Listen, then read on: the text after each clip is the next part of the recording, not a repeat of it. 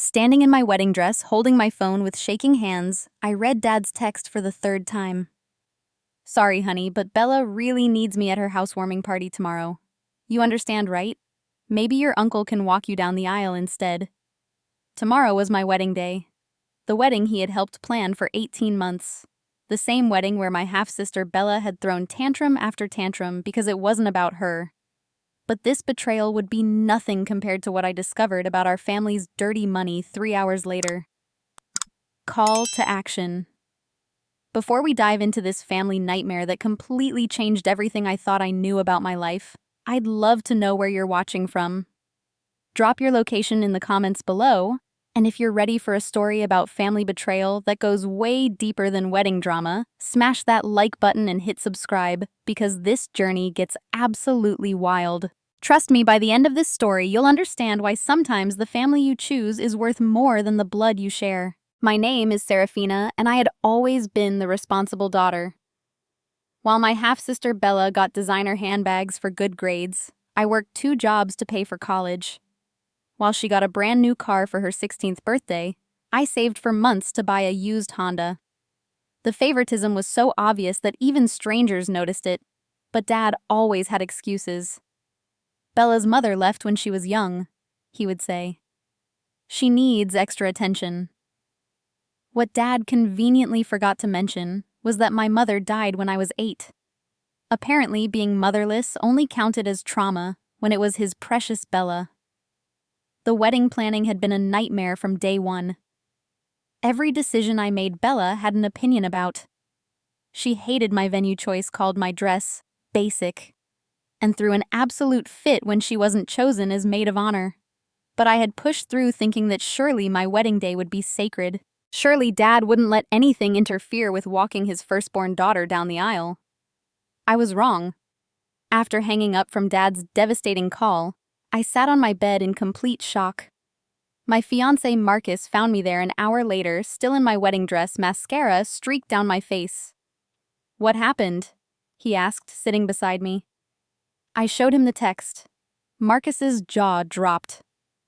"Are you serious? The day before our wedding?"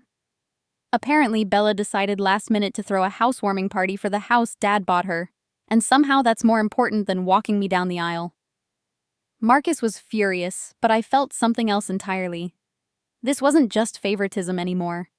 This was a pattern of financial manipulation I had been blind to. Dad had bought Bella a house. A whole house. At 23. Meanwhile, he had told me he couldn't help with my wedding costs because money was tight. That's when the pieces started falling into place. I grabbed my laptop and started digging. Dad owned a construction company, and I had always assumed business was just okay. But if he could afford to buy Bella a house outright, maybe I had been lied to about more than just wedding contributions. What I found made my blood run cold. Dad's business wasn't just successful. It was suspiciously successful. I pulled public records and found that in the past 5 years, his company had been awarded dozens of city contracts. Not just any contracts, but the biggest, most lucrative ones. Street repairs, building renovations, park developments. All no-bid contracts that somehow always went to Rivera Construction. But here's what made my stomach drop. The approvals all came from the same city planning office. The same office where Bella had been working as an administrative assistant for the past 2 years, despite having 0 qualifications and never finishing college. I dug deeper into public salary records. Bella, the administrative assistant who couldn't spell definitely correctly in text messages, was somehow earning more than teachers with master's degrees. She was listed as a senior planning consultant, making $85,000 a year. My hands were shaking as I cross-referenced dates. Every major contract award coincided with Bella's employment. Every single one. Marcus looked over my shoulder as I scrolled through document after document. "Serafina, this looks like corruption," I finished. Dad's been using Bella to get insider information and steer contracts to his company. That's how he afforded her house. That's how he's been funding her designer lifestyle. They've been stealing from the city. The worst part, I worked for the district attorney's office as a paralegal. I specialized in public corruption cases. I had spent 3 years helping prosecute people for exactly this kind of fraud, never knowing my own family was running the same scams. My phone buzzed with another text from Dad. I know you're upset, but you'll understand when you're older. Bella just needs more support right now. Family means putting each other first. I stared at that message for a long time. Family means putting each other first. But apparently, I had never been considered real family. I was just the inconvenient daughter from the first marriage, the one who worked hard and asked for nothing so naturally I deserved nothing. But Bella was worth committing felonies for. I screenshotted everything. Bank records showing Dad's company revenue. Property records showing the house purchase. City contracts with suspicious timing. Bella's inflated salary despite her complete lack of qualifications. Email chains I found on Dad's old laptop that he had left at my apartment months ago detailing conversations between him and Bella about upcoming opportunities and inside information. By 3 in the morning, I had built a case that would make any prosecutor weep with joy. The evidence was overwhelming, documented, and completely damning. Marcus finally asked the question I had been avoiding. What are you going to do? I looked at my wedding dress hanging on the door. Tomorrow was supposed to be the happiest day of my life. I was supposed to walk down the aisle on Dad's arm, start my new life as Mrs. Marcus Thompson, and live happily ever after. Instead, I was sitting on my bedroom floor with enough evidence to send my father and half-sister to prison. I don't know, I whispered. But even as I said it, I knew that was a lie. I did know. I had always known that doing the right thing mattered more than keeping peace. It's why I became a paralegal. It's why I had spent years helping put corrupt officials behind bars. The only difference was that this time the corrupt officials shared my DNA.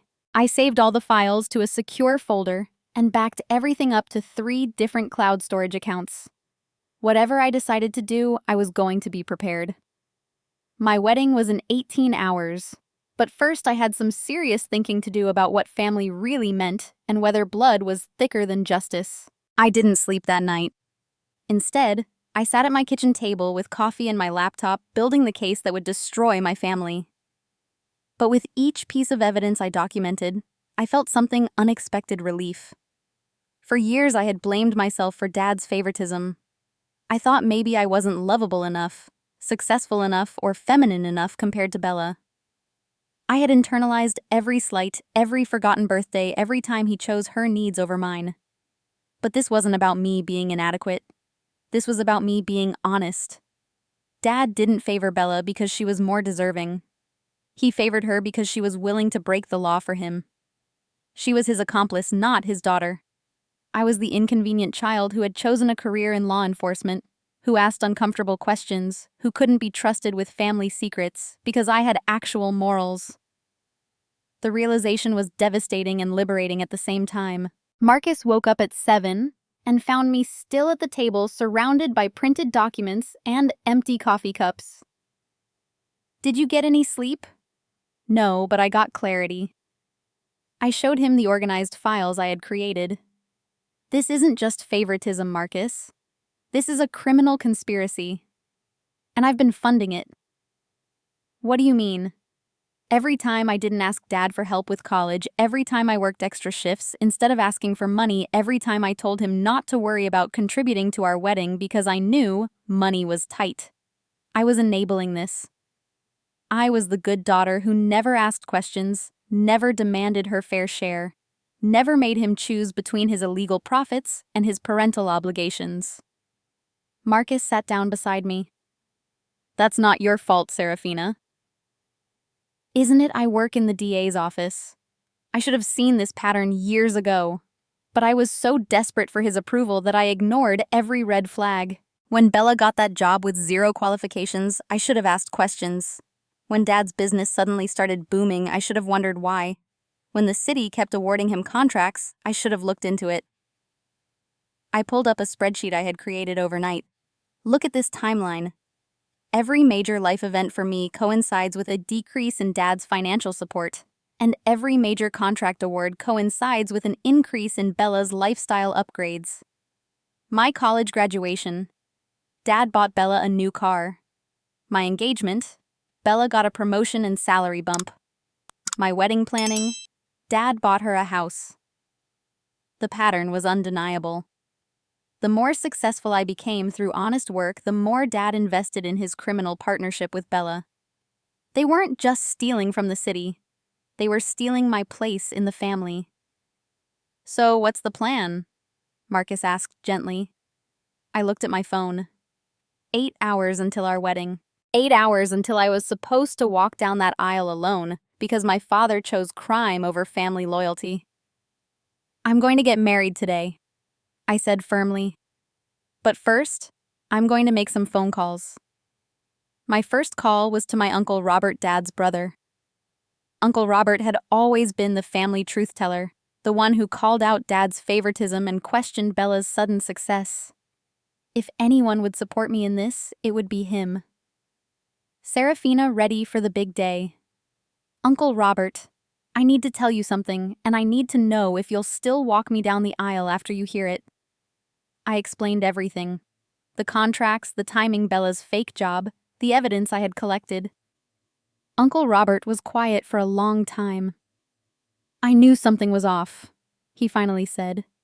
"Your father's been throwing money around like he won the lottery, but his business model never made sense. And Bella getting that government job was suspicious as hell. She can barely manage her own Instagram account." "Will you walk me down the aisle?" "Honey, I'll be honored to walk you down the aisle. And after the reception, if you want help taking this evidence to the authorities, I'll support you in that too. Your grandmother didn't raise us to steal from hardworking taxpayers." My second call was to my best friend and maid of honor, Jessica, who worked as an investigative reporter for the local newspaper. "Jess, I need to tell you something that's going to sound crazy."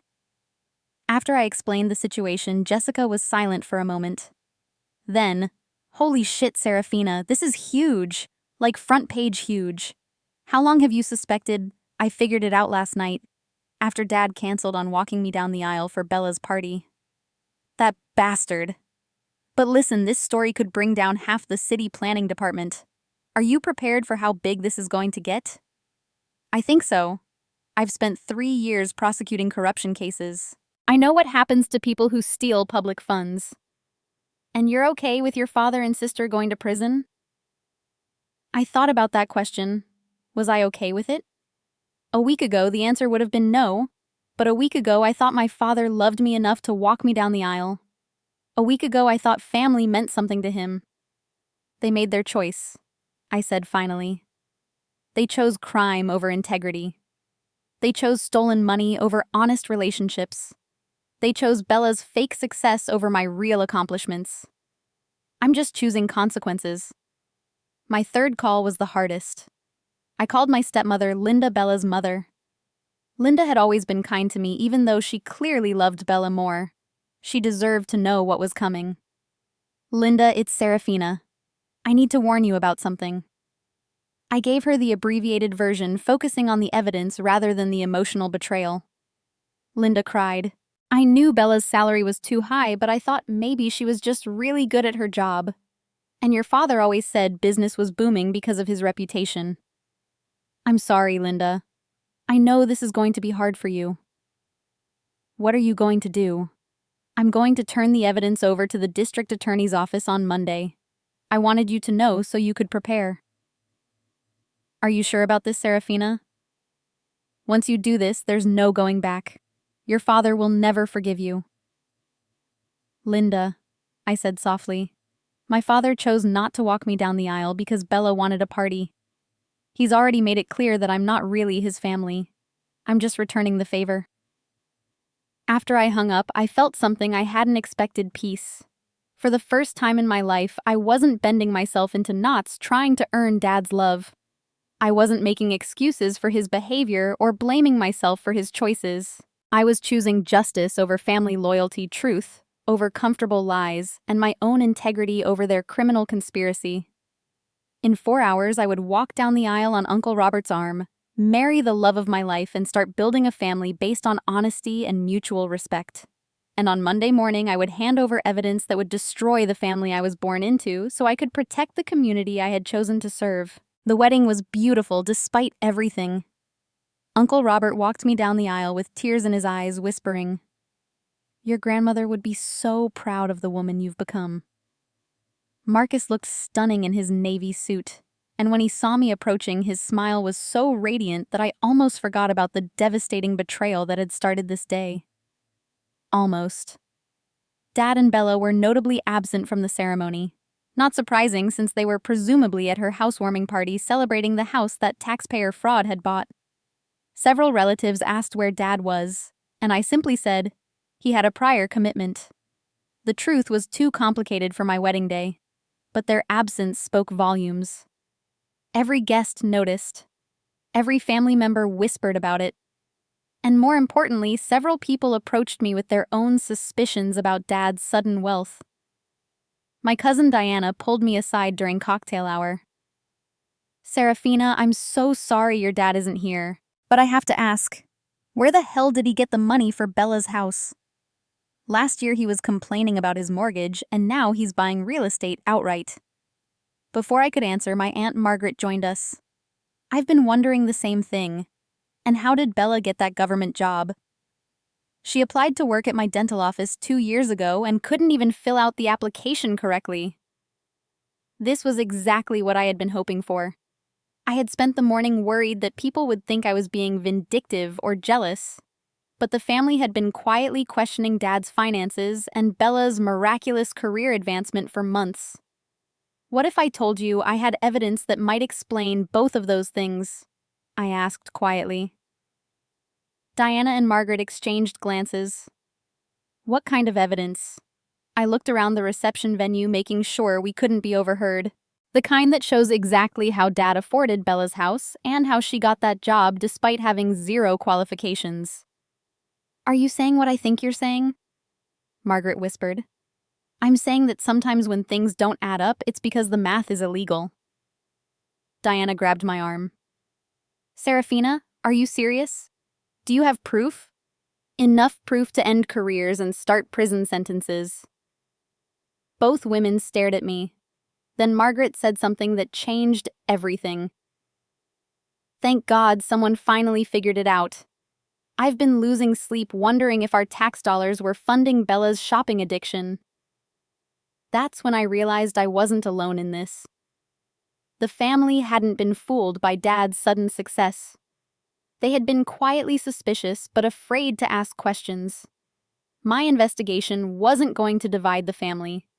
It was going to validate what everyone already suspected. Over the next hour, I had similar conversations with 3 more relatives. Uncle Paul mentioned that Dad had been bragging about landing impossible city contracts. Cousin Stephen, who worked in construction, said Dad's bid amounts never made sense. They were always just low enough to win, but high enough to generate huge profits.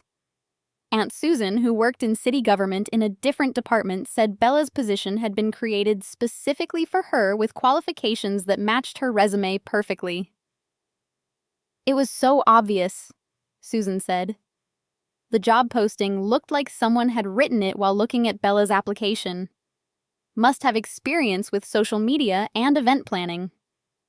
For a city planning position. Come on." By the time Marcus and I cut the cake, I had accidentally assembled a group of family whistleblowers. Everyone had noticed different pieces of the puzzle, but no one had put it together until now. The most important conversation happened during the father-daughter dance that never was. Instead of dancing with Dad, I danced with Uncle Robert, while he told me something that made my investigation even more serious. "Your father called me this morning," he said as we swayed to the music. "He wanted to know if I had been filling your head with ideas about his business practices." "What did you tell him?" "I told him I didn't need to fill your head with anything because you're smart enough to use your own eyes." But Serafina, he seemed scared. Really scared. He kept asking if you had access to city records through your job. My blood ran cold. He knows I work for the DA's office. That's what worried me. He asked specifically if you could access contract databases and bidding records. Then he asked if you were the type to cause problems for family. What did you say? I told him you were the type to do the right thing regardless of who it affected. He didn't like that answer. We danced in silence for a moment while I processed this information. Dad wasn't just guilty, he was actively worried about getting caught, which meant he might be planning to destroy evidence or intimidate witnesses. Uncle Robert, I need to ask you something and I need you to be completely honest. Anything, sweetheart. If I turn this evidence over to the prosecutors, it's going to get ugly. Really ugly. Dad and Bella could go to prison. There will be media attention, family drama, and a lot of people are going to be angry with me.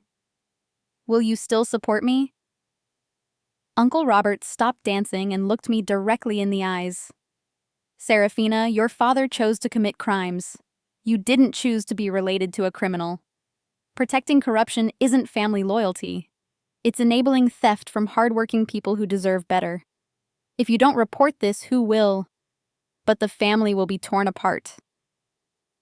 Honey, your father tore this family apart the day he decided stealing was more important than integrity.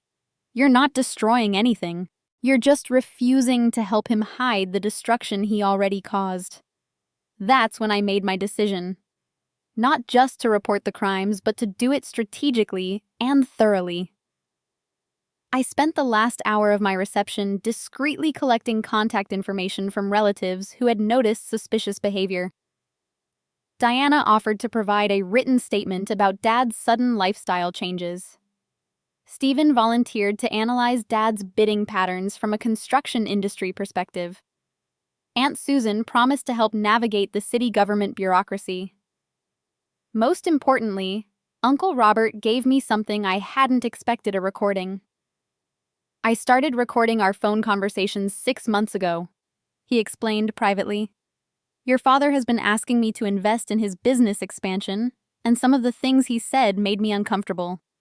I wanted to protect myself legally.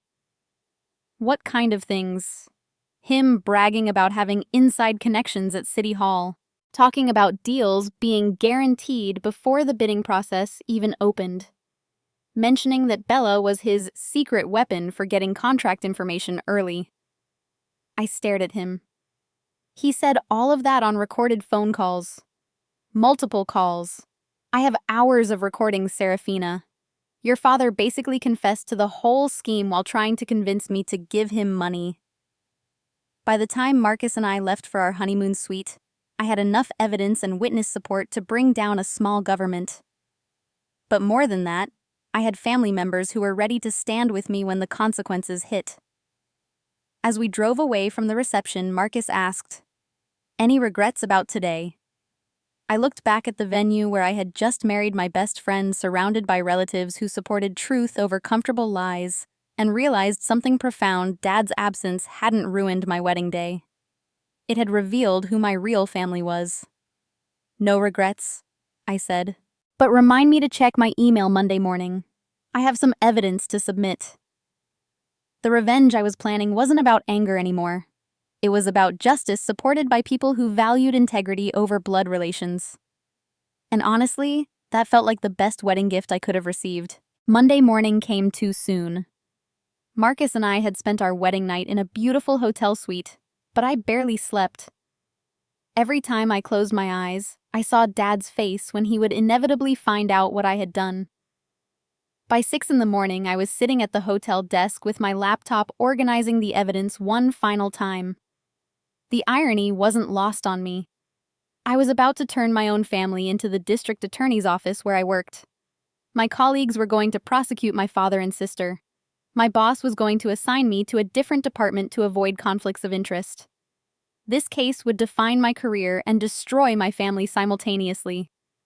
Marcus brought me coffee and sat beside me. You ready for this? I don't think anyone's ever ready to send their family to prison, but I'm ready to stop being complicit in their crimes. I arrived at the office at 8 sharp, carrying a briefcase full of evidence that would change everything. My supervisor, Janet Morrison, took one look at my face and knew something major was happening.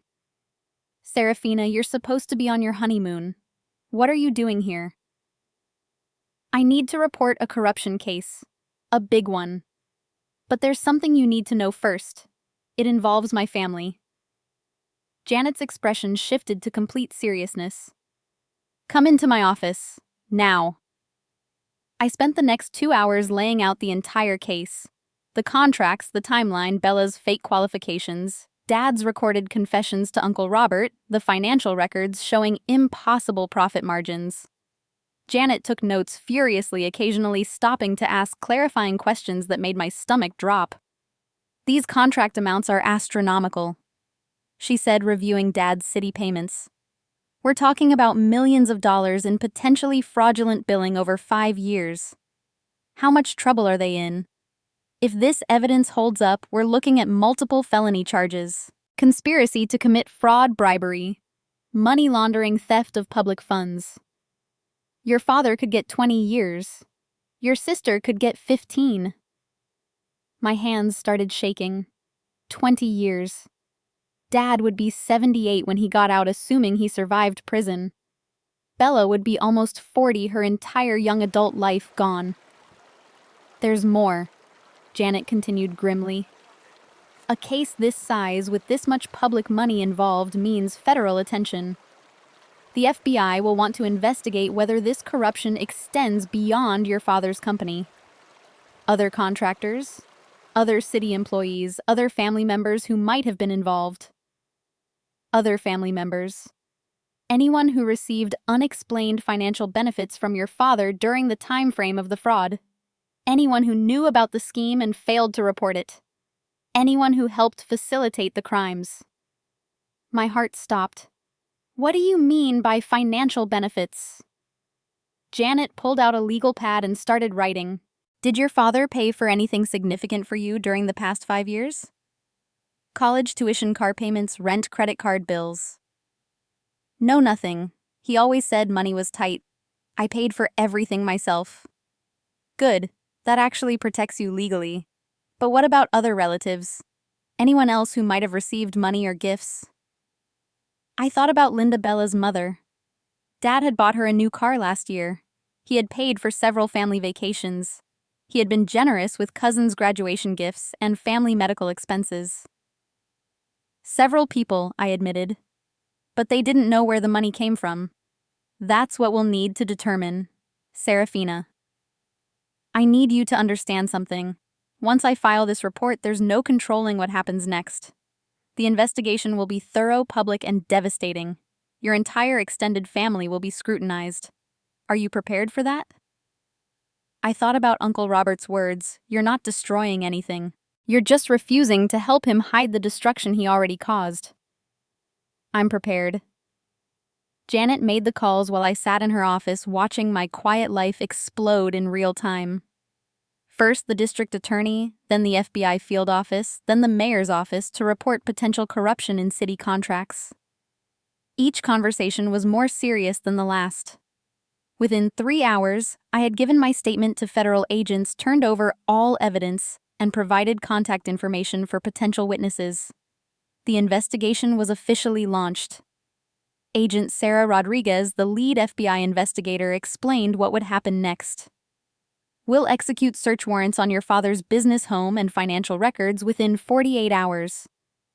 We'll also search your sister's workplace and conduct interviews with city planning department employees. This will not be subtle. How long before arrests? If the evidence is as strong as it appears, we'll have charges filed within 2 weeks. Your father and sister will be arrested simultaneously to prevent evidence tampering or flight risk. 2 weeks.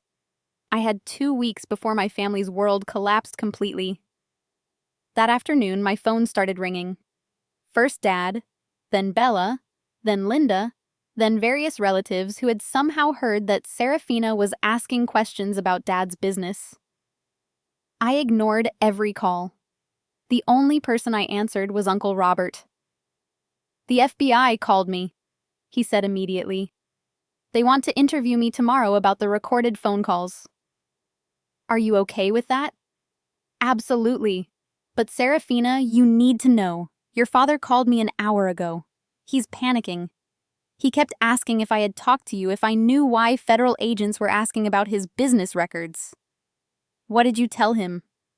I told him I didn't know what he was talking about. But honey, he's scared out of his mind. He kept saying things like, this could ruin everything and Bella doesn't deserve this. He never once mentioned you or asked if you were okay after he missed your wedding. Even now, even facing federal prison, Dad was only worried about protecting Bella and himself. I wasn't even an afterthought. There's something else, Uncle Robert continued. I think he suspects you're involved. He asked me point blank if you had access to city records through your job, and if you were the type to turn on family. What did you say? I said you were the type to do what's right regardless of personal cost. He got very quiet after that.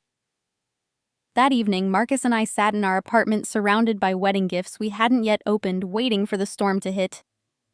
My phone buzzed with increasingly frantic texts from Dad and Bella, but I couldn't bring myself to read them. Do you think they know it was you?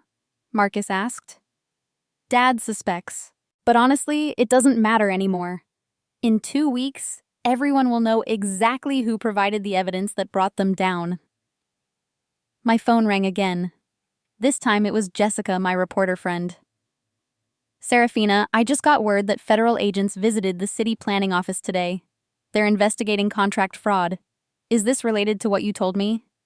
I can't comment on an ongoing investigation. Holy shit, it is. This is really happening. Are you ready for how big this story is going to be? I looked around our apartment at our wedding photos, at the life Marcus and I were trying to build based on honesty and integrity. I'm ready for the truth to come out, I said. Everything else is just consequences. The arrests happened on a Thursday morning, exactly 13 days after I turned over the evidence. I was at work when Agent Rodriguez called to inform me that Dad and Bella had been taken into custody simultaneously.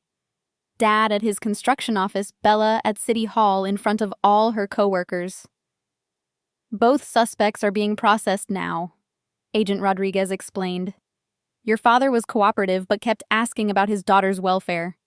Your sister became hysterical and demanded to call her father immediately. Did they know it was coming? Your father seemed to expect it, but your sister appeared genuinely shocked. She kept saying this had to be a mistake, that she was just doing her job. By noon, the story had broken on every local news channel. Jessica's newspaper ran the headline, "Father-daughter corruption scheme steals millions from city contracts." The details were devastating. 5 years of fraud, over $3 million in stolen public funds. A fake government position created specifically to funnel insider information. My phone didn't stop ringing. Reporters, distant relatives, former classmates who remembered that my dad owned Rivera Construction. I turned it off and tried to focus on work, but concentration was impossible. At 2 in the afternoon, Linda showed up at my office in tears. How could you do this to us? She sobbed in the lobby. They arrested Bella at work, in handcuffs, in front of everyone. Her career is over. Her life is ruined. And for what? Because your father chose her party over your wedding. The entire office stared at us. I guided Linda to a conference room and closed the door. Linda, this isn't about the wedding. This is about $3 million in theft from taxpayers. But she's your sister. She's my half-sister who helped steal money that should have gone to schools, roads, and public services. She took a fake job with a $65,000 salary while teachers were getting laid off due to budget cuts. Linda collapsed into a chair. I know you're right. I know what they did was wrong. But did you have to destroy both of their lives? Couldn't you have just talked to them? Linda, if someone was stealing from your employer, would you want their relatives to handle it quietly, or would you want justice? She didn't answer, but her crying intensified. That evening, Uncle Robert called with updates from the family grapevine. Your father made bail, but it's set at $500,000. He had to put up the house and the business as collateral. Bella's bail is $200,000. They're both staying at Linda's apartment because their assets are frozen pending investigation. How is everyone reacting? Mixed reactions. About half the family is furious with you for destroying the family. The other half is saying it's about time someone held them accountable. Your cousin Diana has been very vocal about supporting you. She told Aunt Margaret that you showed incredible courage. And Dad? Has he said anything about me? Uncle Robert was quiet for a moment. He's telling everyone that you've always been jealous of Bella's success and that you're using your job to get revenge for petty family grievances. He's claiming the evidence was fabricated. The accusation hit harder than I expected, even though I had been preparing for it. Dad was painting me as a vindictive daughter who had manufactured a federal case out of sibling rivalry. He was turning my integrity into jealousy, my evidence into lies. But here's the thing, Uncle Robert continued. The family isn't buying it. Everyone knows you've never asked for anything, never competed with Bella, never shown jealousy before, and the evidence is too overwhelming to dismiss. Even his supporters are having trouble explaining away $3 million in suspect contracts. The next week brought a parade of devastating revelations. The FBI investigation had expanded beyond Dad and Bella to include 3 other city employees who had been accepting bribes to steer contracts. 2 other construction companies were under investigation for similar schemes.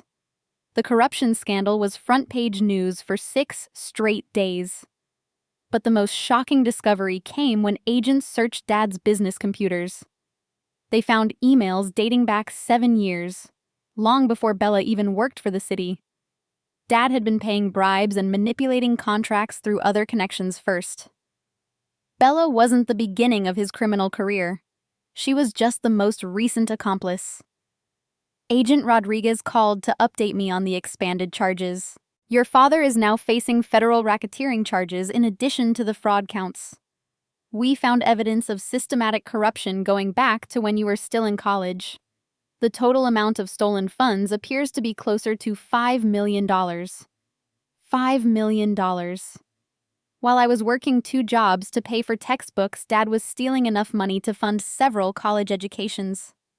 While I was saving for months to buy a used car, he was systematically robbing the taxpayers who funded the roads I drove on.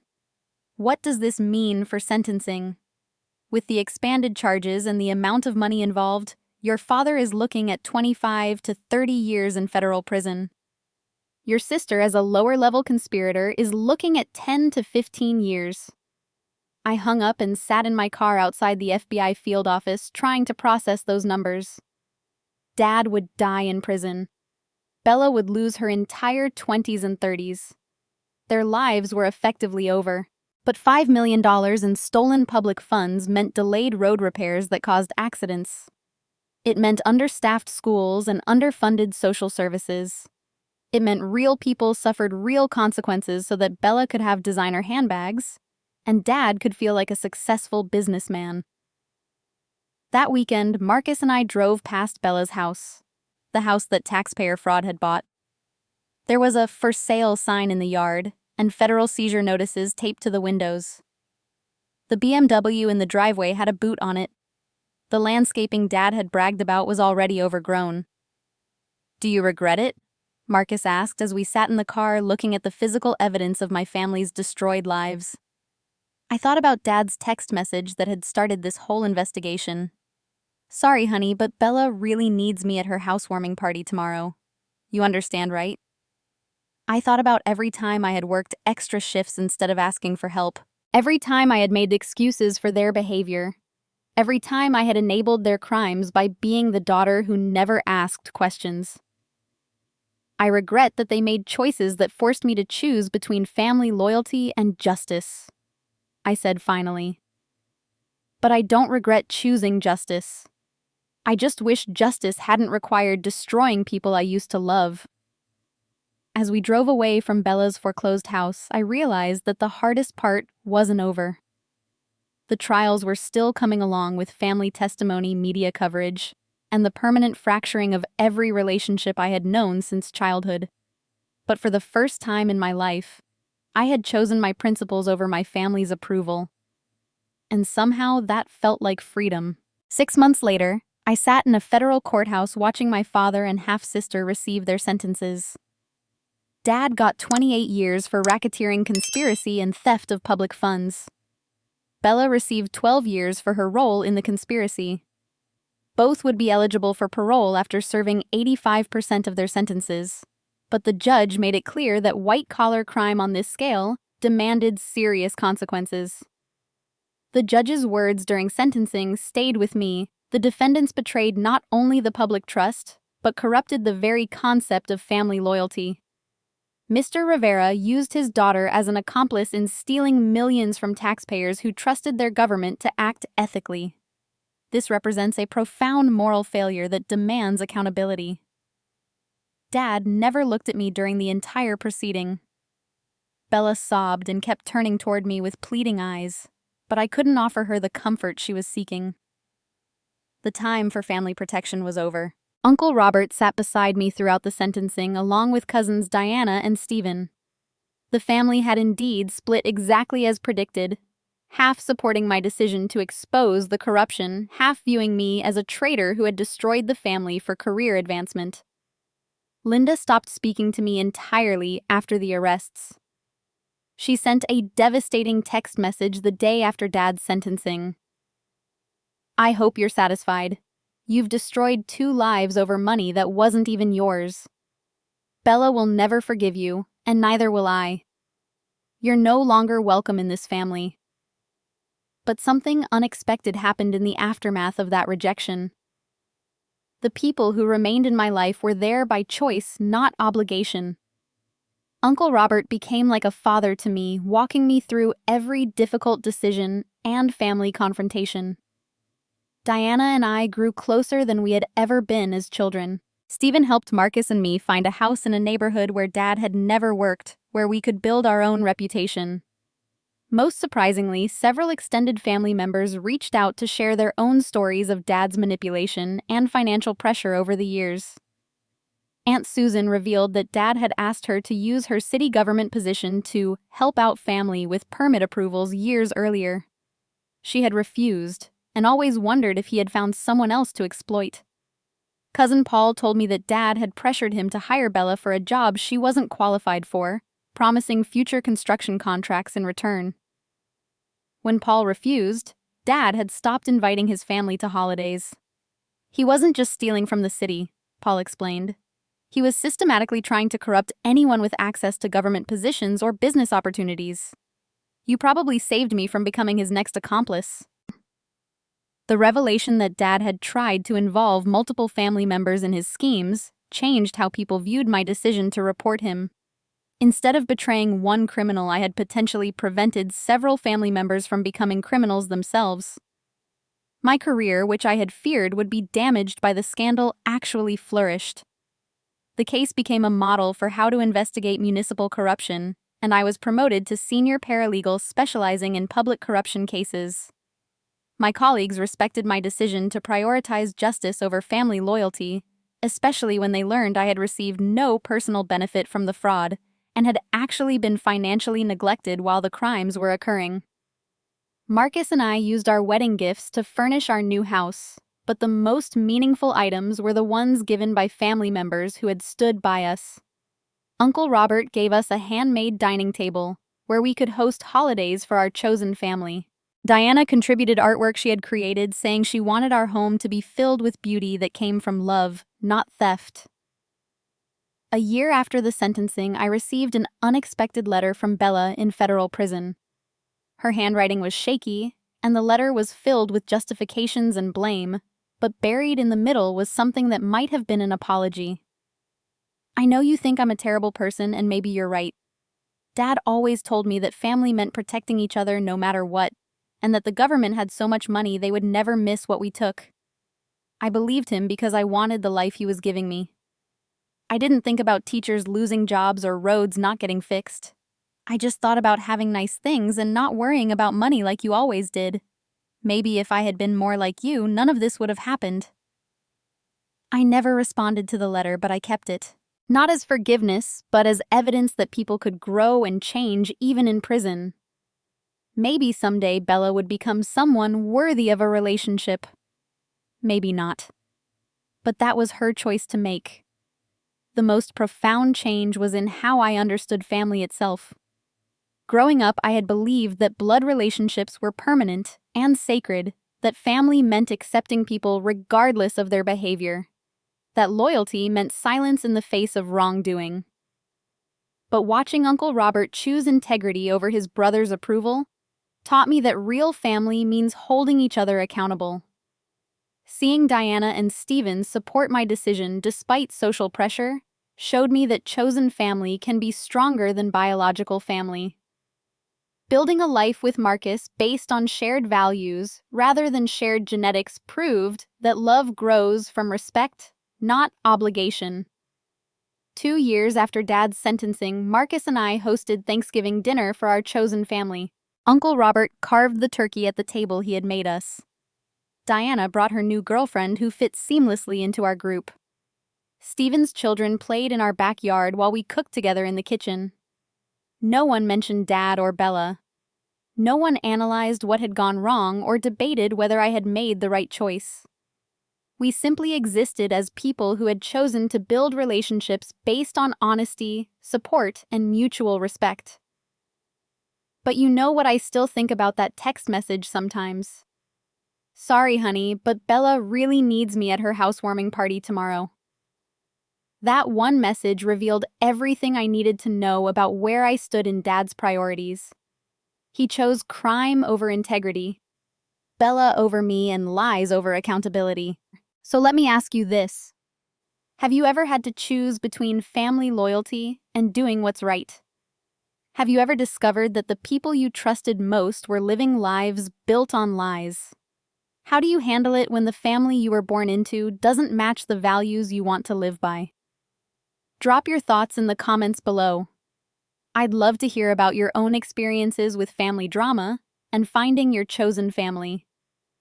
If this story resonated with you, please hit that like button and subscribe for more real-life family drama stories. And share this video with anyone who needs to hear that sometimes the bravest thing you can do is tell the truth, even when it costs you everything you thought you wanted. Thank you for listening to my story. And remember, real family isn't about blood. It's about the people who choose to love and support you when you choose to do what's right, even when it's hard. Here's to building relationships based on truth, respect, and genuine love rather than obligation and secrets.